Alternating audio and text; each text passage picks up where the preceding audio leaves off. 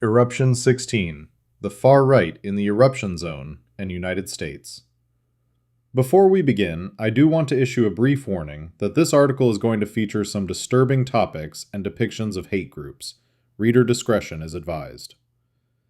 Well, since we discussed the left wing last episode, I suppose we should cover the right wing this time, lest anyone accuse me of bias.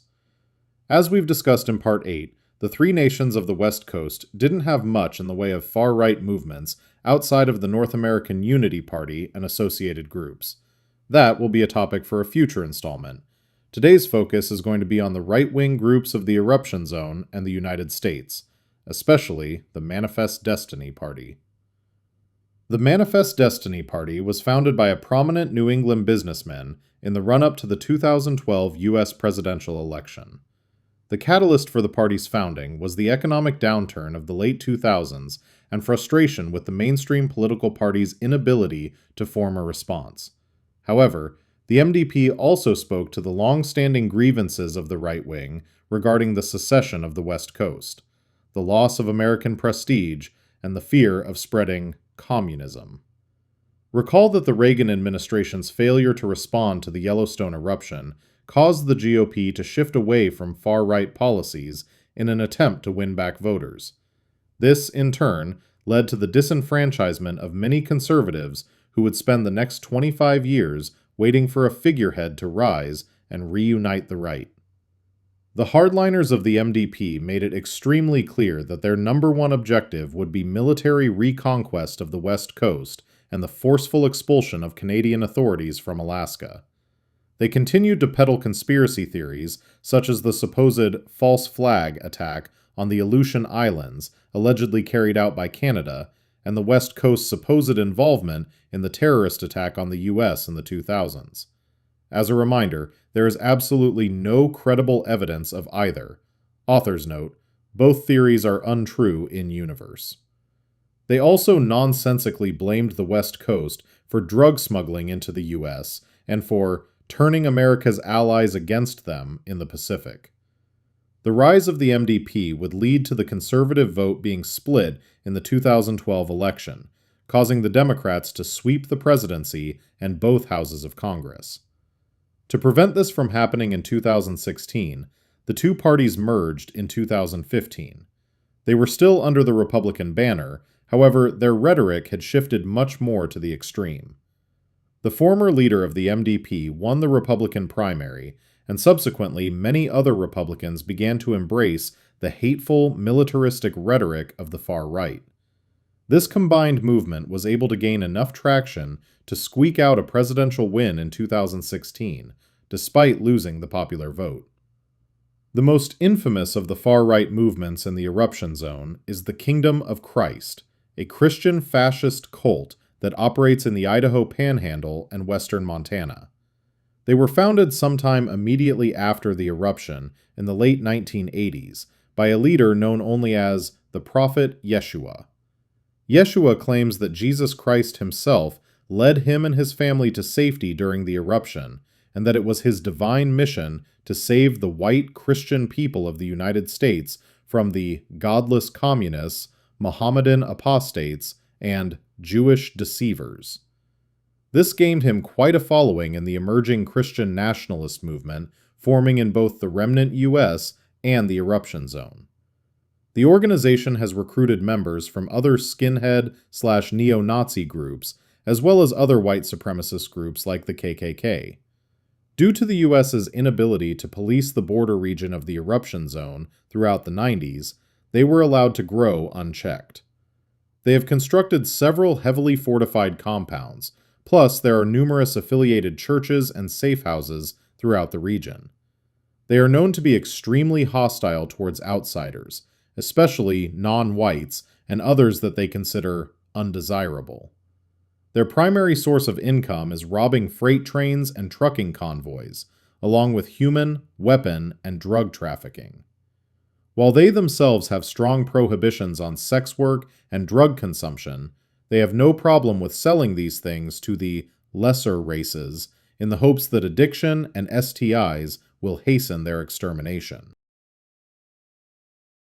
Their guiding philosophy is a mixture of evangelical Christianity and National Socialism. According to Yeshua, it was revealed to him during his divine vision that, prior to himself, Adolf Hitler was supposed to be the prophet that would save Christendom.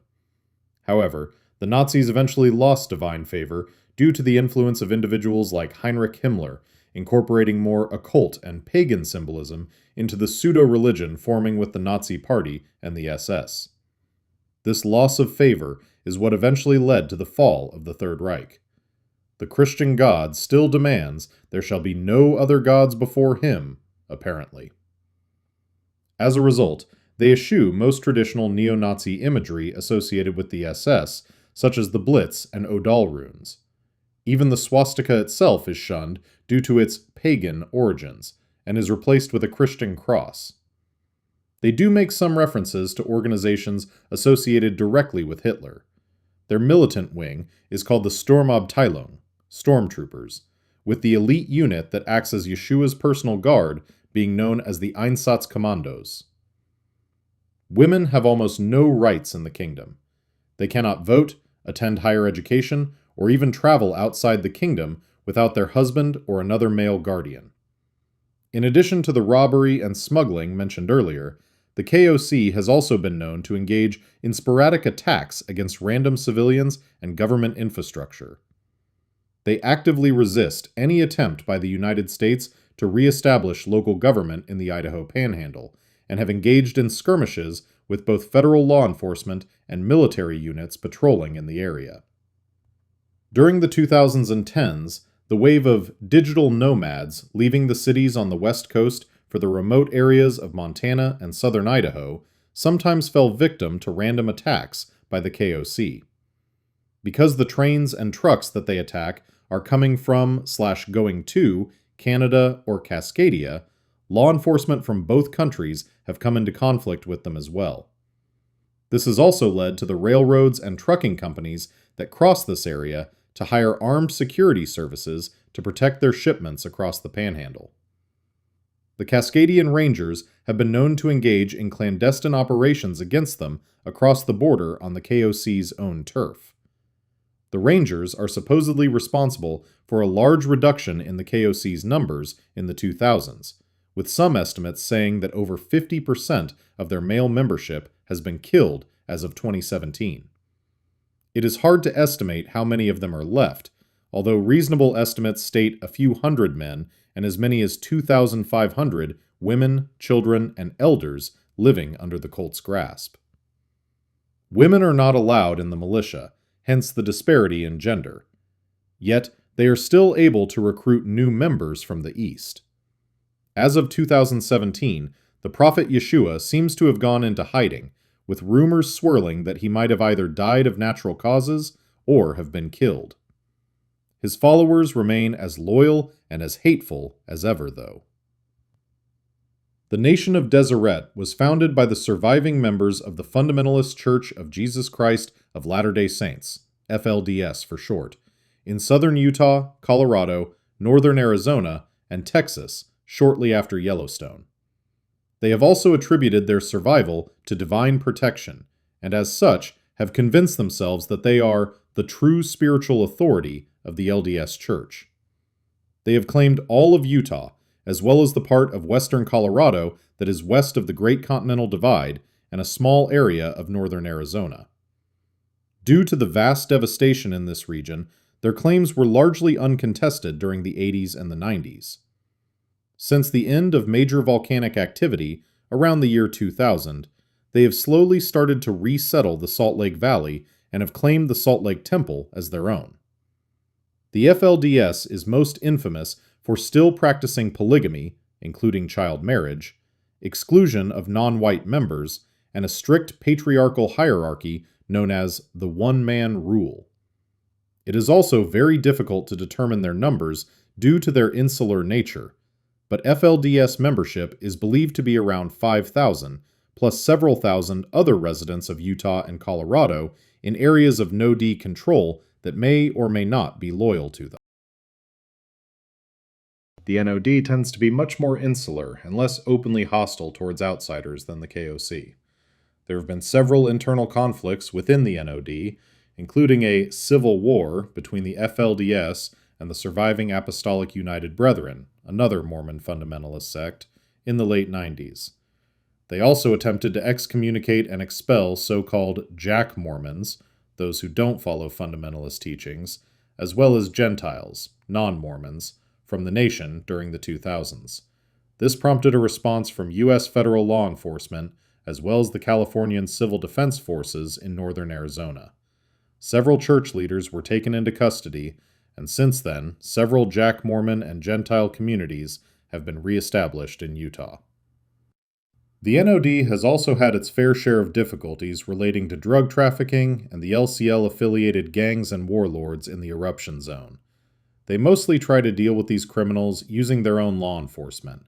However, they have been known to cooperate with the American FBI and the U.S. Marshal Service when the situation is beyond their capabilities.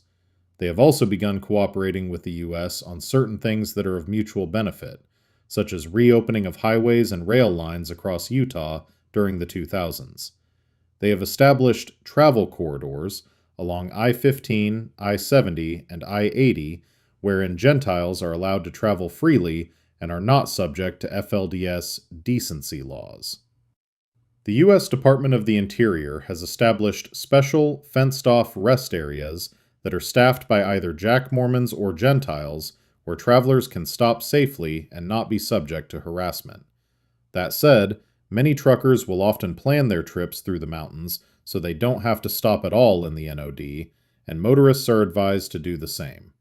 Salt Lake Valley also remains closed off to all non-Mormons. Gentile drivers are rerouted either over US 189 or I-84 around Salt Lake City. Non-Mormon passengers on trains stopping in Utah are not allowed to disembark. Freight trains can generally pass through unmolested, though. What little air traffic there is in the NOD is mostly insular as well. This limited cooperation still stops short of allowing any U.S. government infrastructure or personnel within the NOD, though. Their friendly, quaint demeanor can sometimes lull people into a false sense of security, and outsiders tend to forget how dangerous they can be. As I know this question will come up, the KOC and the NOD absolutely despise one another. They both denounced each other as false prophets as soon as they became aware of each other's existence, and they've made no attempts to make amends ever since. They don't typically come into contact with one another due to them being located in different areas, though, so the rivalry remains a long-distance one. In addition to the two largest right-wing groups, there are also many smaller militia organizations within the Eruption Zone. The philosophies these groups follow vary wildly. Some groups are neo-Nazi/white supremacist, like the KOC. Others are merely aimed at community self-defense and self-reliance and are not hateful at all. One such group is the New Mexico Frontier Guard/Guardia Fronteriza de Nuevo Mexico. They are a loose collective of local militia groups in New Mexico and southern Colorado that have banded together to protect themselves from outlaws and smugglers in the absence of U.S. law enforcement. Their membership is majority Hispanic and has a strong Catholic influence, although they do not discriminate against potential members. Members have also been known to assist in wilderness rescue and medical evacuations when federal authorities are not available. They are still considered right-wing because of their propensity for collecting weaponry. However, they don't seem to have a strong political message beyond the right to self-defense. Indeed, not the most pleasant of topics to discuss for today, but it is important to remember that for every hateful individual, there was at least one good person willing to stand in opposition to them and promote peace and safety throughout the Eruption Zone and the Remnant USA. We can only hope that they will succeed in stemming the tide of hate and warmongering from the East. Until next time.